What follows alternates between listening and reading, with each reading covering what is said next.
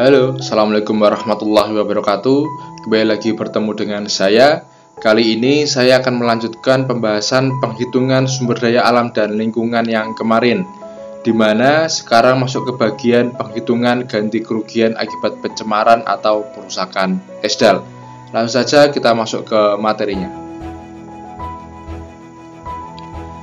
Secara umum, konsep penghitungan ganti rugi akibat pencemaran dan juga perusakan lingkungan sendiri adalah pemberian nilai moneter secara kuantitatif terhadap pencemaran atau perusakan ESDAL. Besaran kerugian ekonomi biasanya menjadi indikator moneter bagi penghitungan ganti rugi tersebut. Nah, berikut ini adalah hierarki atau kerangka pikir perkiraan pencemaran dan perusakan lingkungan kaitannya dengan ganti rugi. Pada gambar tersebut terlihat bahwa ESDAL menghasilkan barang dan jasa di mana dapat dimanfaatkan secara ekonomi maupun non-ekonomi. Di sisi lain juga terdapat komponen yang harus dipertahankan sebagai cadangan lingkungan. Pemanfaatan ekonomi maupun non-ekonomi ini dalam jangka panjang akan mengubah kualitas lingkungan, baik dalam bentuk pencemaran maupun perusakan ESDAL yang kemudian terlihat pada menurunnya produktivitas, menurunnya kesehatan maupun material lainnya. Dari ketiga perubahan tadi akan dapat diduga tingkat kejadian atau insidence yang diperlukan untuk memberikan nilai moneter yang menjadi basis perhitungan ganti rugi, yang kemudian akan menjadi umpan balik bagi pemanfaatan ekonomi, non-ekonomi maupun cadangan lingkungan sebagaimana dijelaskan pada gambar tersebut.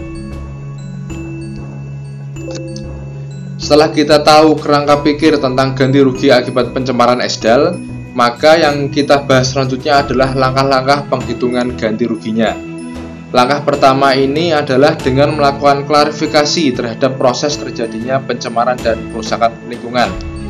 Jadi timbulnya kasus pencemaran dan kerusakan lingkungan kan tidak terjadi secara tiba-tiba, tapi melalui suatu proses dan memerlukan waktu sejak zat-zat pencemar keluar dari proses produksi, kemudian masuk ke dalam media lingkungan seperti air, udara, tanah, dan akhirnya terpapar ke dalam lingkungan dan menimbulkan kerusakan. Nah, semua proses tersebut dilakukan klarifikasi. Langkah berikutnya adalah identifikasi lingkungan yang terkena pencemaran.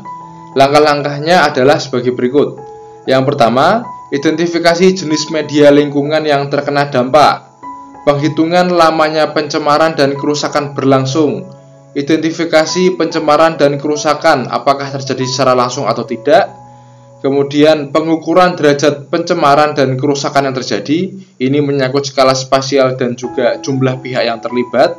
Kemudian, identifikasi status kepemilikan ESDAL, apakah milik publik atau milik perorangan. Jika atas nama publik, maka penyelesaian ganti rugi harus dilakukan melalui penyelesaian publik atau public settlement, yaitu dengan musyawarah dan mufakat antara masyarakat dengan pemerintah atau antara masyarakat dengan masyarakat.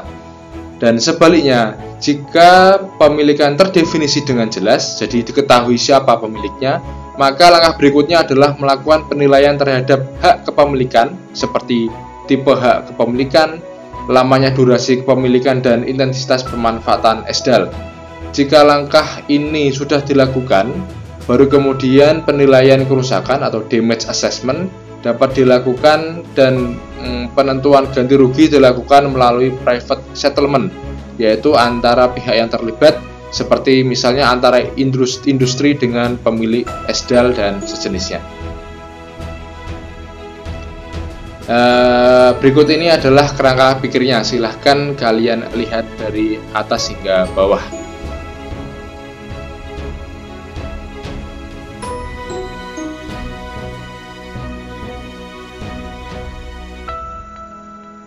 Oke, next.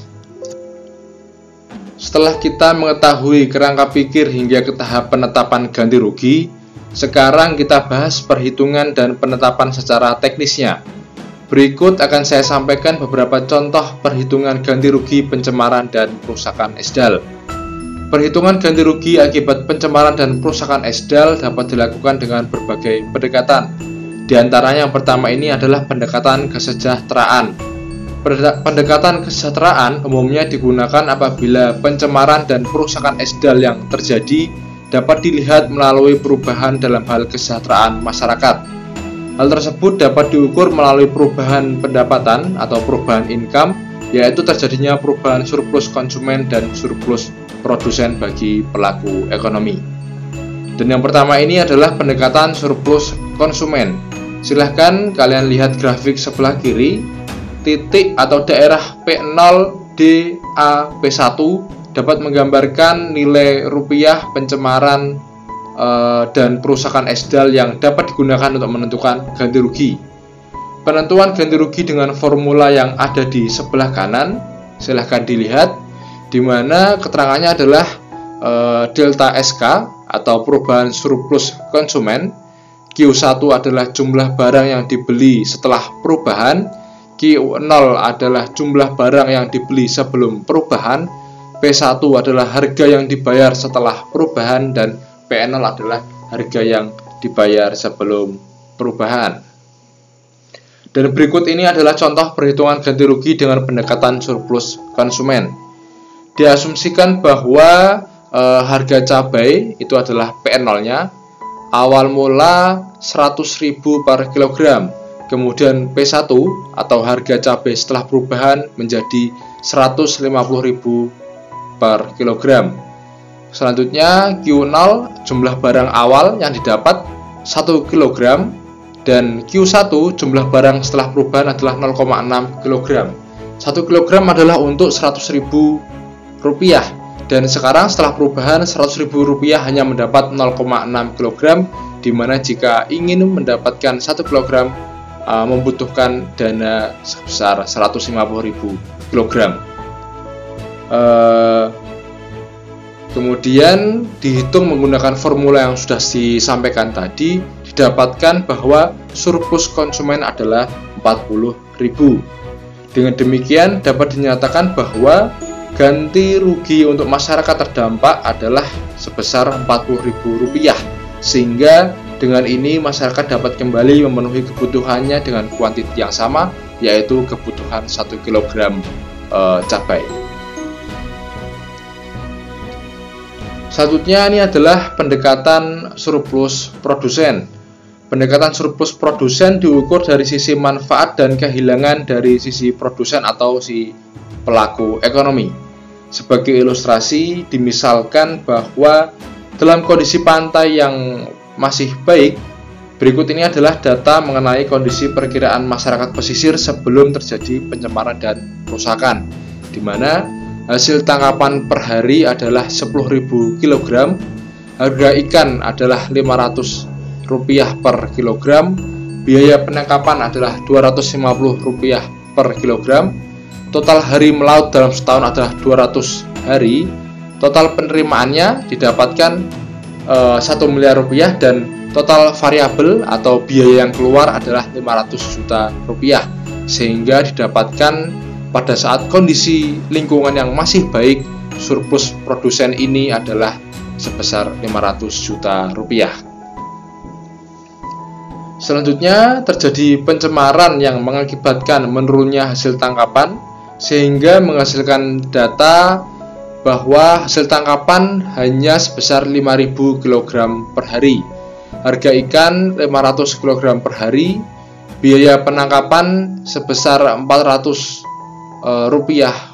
per hari, Rp400 per kilogram, total hari melaut dalam 1 tahun tetap 200 hari, sehingga didapatkan total penerimaan sebesar 500 juta.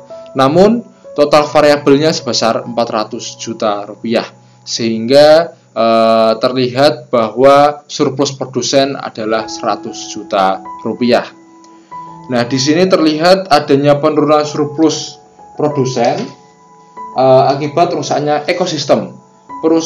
Perubahan dalam surplus produsen ini bisa dihitung sebagai selisih dari kondisi di atas, yaitu awalnya 500 juta rupiah, di sini menjadi 100 juta rupiah, sehingga surplusnya sebesar 400 juta rupiah, di mana 400 juta rupiah ini digunakan sebagai penetapan ganti rugi. Nah, berikut ini adalah pendekatan ganti rugi berdasarkan prinsip biaya penuh. Penetapan ganti rugi terhadap pencemaran dan perusakan lingkungan didasarkan pada prinsip ini mengacu pada prinsip bahwa pengguna SDAL harus membayar seluruh biaya yang diakibatkan oleh terjadinya perubahan pada sistem SDAL. Dengan menggunakan PBP ini akan memberikan sinyal kepada pengguna SDAL bahwa barang dan jasa yang dihasilkan dari SDAL lama-kelamaan akan mengalami penurunan atau akan mengalami kelangkaan, sehingga pemanfaatannya harus dilakukan sedemikian rupa sehingga fungsi ekologisnya tetap terjaga. PBP pada prinsipnya mengacu pada caveat venditor, di mana mereka yang menyebabkan pencemaran diwajibkan membayar ganti rugi kepada masyarakat sesuai dengan pencemaran yang ditimbulkannya. Prinsip PBP relatif kompleks, namun terdapat beberapa teknik sederhana yang dapat dilakukan dengan memperkirakan kerusakan lingkungan yang terjadi dan menghitung nilai present value dari kerugian yang ditimbulkannya dalam jangka panjang. Teknik yang pertama ini adalah back of envelope atau BOT. Teknik ini dikembangkan oleh Margulis tahun 1996, di mana pada dasarnya adalah bagaimana memperkirakan secara kasar namun mewakili atau guess estimate dalam mengestimasi nilai aset yang rusak untuk klaim ganti rugi. Berikut adalah beberapa formula dasar perhitungan ganti rugi yang diadopsi dari ADB 1996 dan Margulis 1996 di dalam INAR DKK tahun 2006. Silahkan dilihat dan juga dicermati.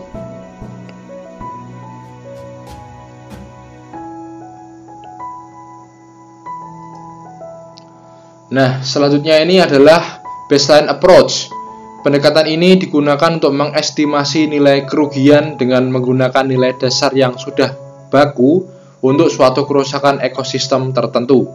Metode baseline approach ini digunakan untuk menghitung ganti rugi kasus pencemaran yang tidak disertai informasi yang kuat, namun memiliki angka-angka perhitungan sebelumnya yang dapat dijadikan sebagai basis atau baseline perhitungan. Berikut diuraikan contoh pencemaran minyak di pesisir laut. Untuk mengukur kerusakan akibat pencemaran minyak, formulasi standar internasional dapat digunakan. Formulasi tersebut di mana disebut juga dengan formula Florida. Silakan dilihat formula yang ada di bawah tersebut.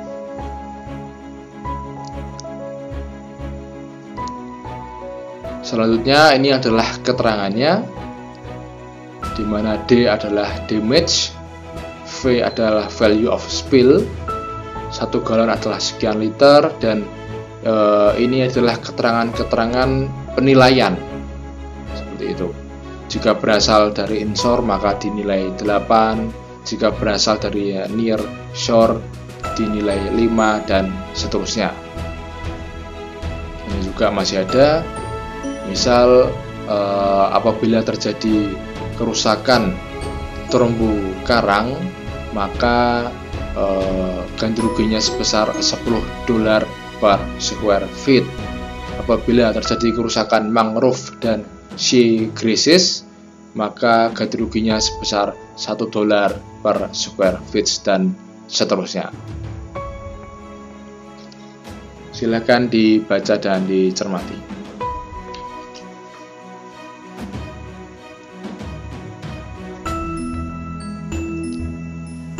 Nah, pendekatan lainnya bisa juga melalui pendekatan biaya pemulihan atau costing method, di mana pada metode ini mendasarkan pada perhitungan biaya yang dikeluarkan untuk melakukan restorasi terhadap ekosistem yang mengalami pencemaran. Komponen biaya yang dihitung termasuk biaya langsung atau direct cost, seperti biaya akuisisi lahan, biaya transaksi, biaya monitoring dan sebagainya, serta biaya yang tidak langsung seperti biaya overhead. Kemudian juga ada pendekatan produktivitas atau productivity approach. Pendekatan ini mengacu pada penentuan ganti rugi berdasarkan perubahan produktivitas sebelum dan sesudah terjadinya pencemaran. Pendekatan ini mirip dengan pendekatan surplus produsen. Baik, mungkin itu saja yang dapat saya sampaikan. Insya Allah kita lanjut di video-video berikutnya. Mohon maaf apabila terdapat kesalahan. Silahkan like dan komen untuk perbaikan di video mendatang. Terima kasih sudah menonton dan wassalamualaikum warahmatullahi wabarakatuh.